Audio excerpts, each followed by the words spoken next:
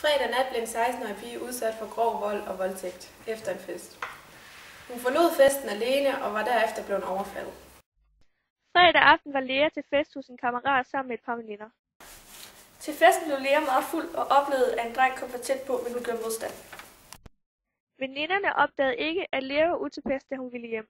Lea kom og sagde farvel, men jeg var alt for fuld til at observere, at hun havde det dårligt og ville gå hjem alene. Lea blev overfaldet af 3 drenge på vej hjem. Den ene dreng var ham fra festen. De 3 drenge slog og sparkede hende og voldtog hende på skift.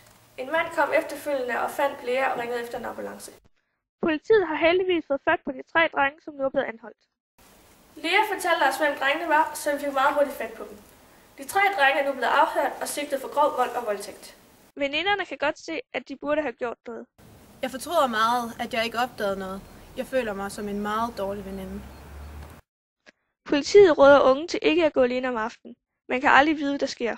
Lea har fået en stor hjernerystelse, indre blødninger, 2 brækkede ribben, en brækket arm og hele oplevelsen med sig.